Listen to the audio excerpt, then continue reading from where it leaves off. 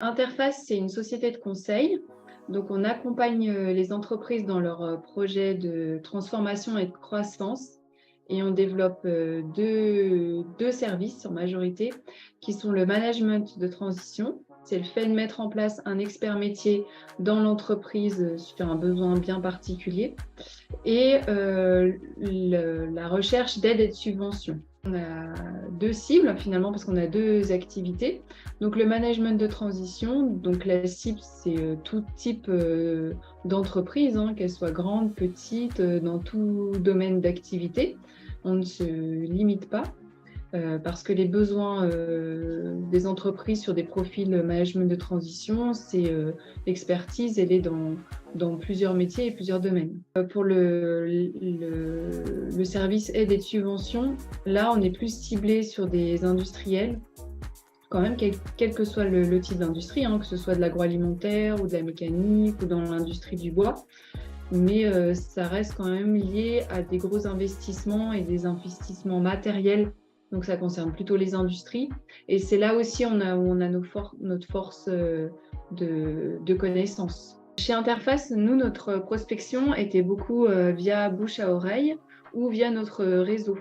Parce que Moïse et moi, on avait plutôt un réseau dans le secteur de l'industrie, sur la Haute-Savoie. Et donc, ça marchait plutôt bien. Mais après, on a eu un besoin quand même de se développer, surtout sur le management de transition, sur d'autres industries, sur d'autres types, dans d'autres domaines aussi, dans d'autres secteurs d'activité également. Et c'est là que l'IDActive est rentré en action.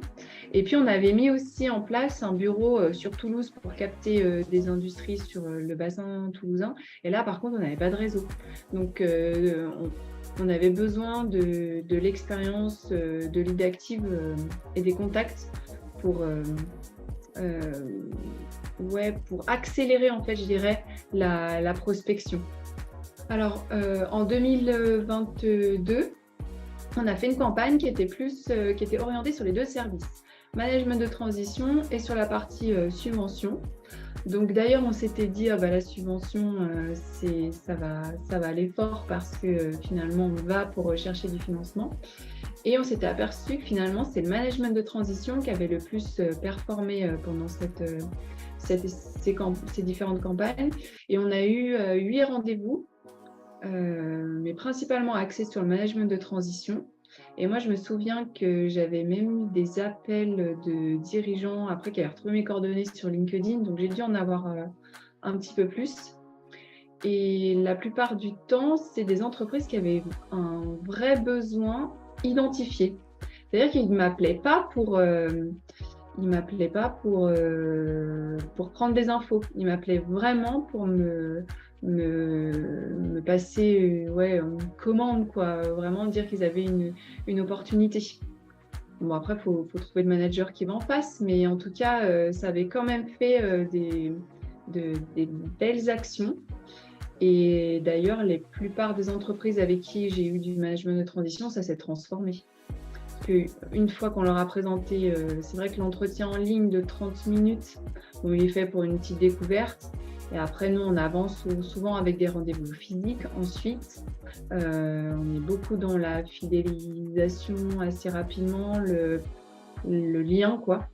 Parce que les entreprises le demandent aussi, hein, pour qu'on cible le bon manager de transition, c'est une histoire humaine dans tous les cas.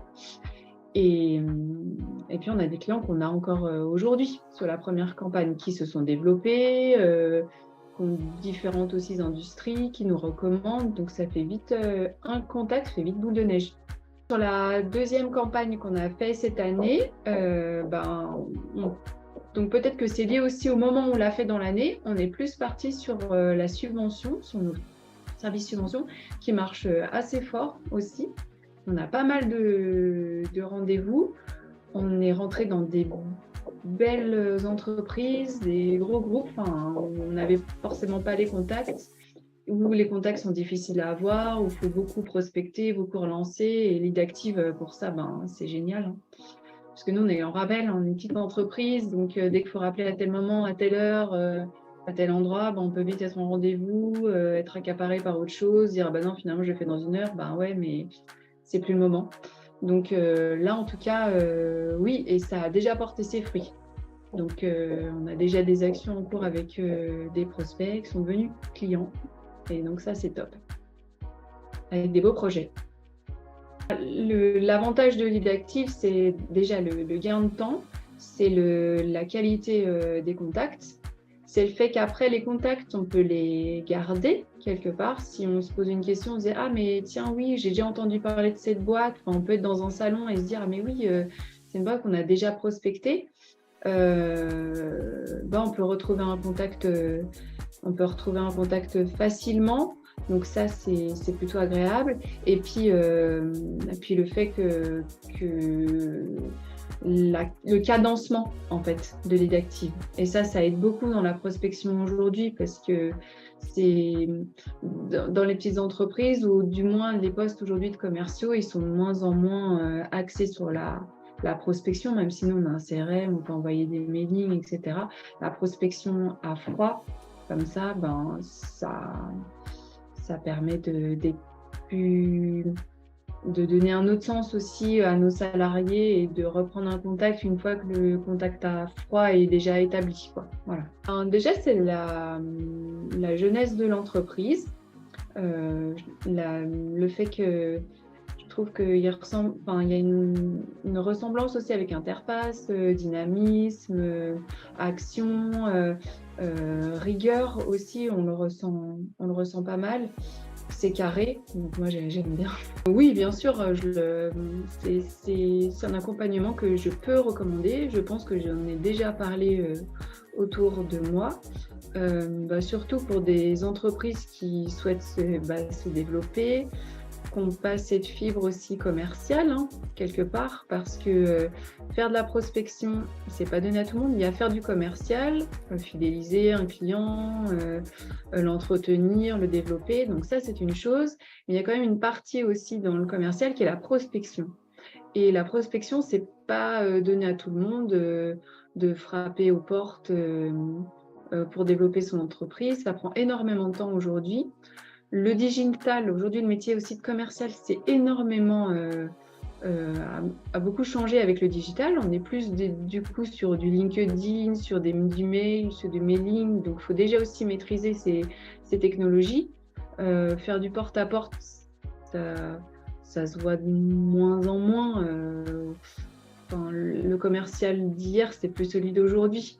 Donc, effectivement, il faut passer aujourd'hui par des sociétés qui maîtrisent bien le sujet, qui sont capables de faire des choses, qui sont capables de faire de la prospection avec des outils performants.